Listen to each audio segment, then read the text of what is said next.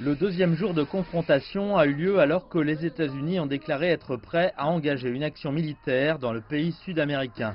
Les tensions au Venezuela ont monté en flèche depuis que Juan Guaidó s'est déclaré président par intérim et a affirmé que la réélection de Maduro était illégitime. Le 1er mai à Caracas, les dirigeants de l'opposition ont à nouveau appelé leurs partisans à descendre dans les rues. La plupart étaient impatients de voir cet homme, Juan Guaidó, le chef de l'opposition, qui a déclaré que la présidence devait lui revenir. Ce que nous avons sacrifié ne l'aura pas été en vain. Ça ne l'aura pas été pour nos familles, pour notre avenir. Nous avons à chaque fois atteint notre objectif, qui était d'unifier le pays. Son profil a encore une fois monté en flèche après un geste dramatique mardi, lorsqu'il est apparu dans la rue avec un groupe de gardes nationaux rebelles.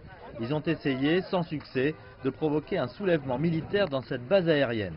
Mercredi, la même base aérienne est redevenue le centre des manifestations. Ce groupe a semblé utiliser cette fourgonnette comme bélier pour pouvoir y accéder. Des manifestations ont également eu lieu dans d'autres villes. Ici, à Barquisimeto, dans le nord-ouest du Venezuela, plusieurs arrestations ont également eu lieu. De retour à Caracas, le gouvernement a organisé son propre défilé plus traditionnel du 1er mai. Il tient à faire passer le message que tout le monde n'est pas contre lui. Je soutiens notre révolution, notre processus révolutionnaire pour la paix au Venezuela, en Amérique latine et dans le monde. Le président Maduro avait précédemment félicité ses forces armées pour ce qu'il avait qualifié de victoire sur les comploteurs. Et il a ridiculisé les suggestions du secrétaire d'État américain Mike Pompeo, selon lesquelles il était prêt à s'exiler à Cuba.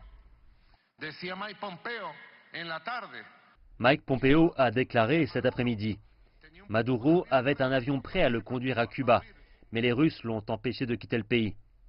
Monsieur Pompeo, s'il vous plaît, c'est vraiment une blague. Le président ainsi que ceux qui veulent son départ insistent sur le fait qu'ils ne renonceront pas. Et l'opposition prévoit maintenant une série de grèves du travail dans les prochains jours.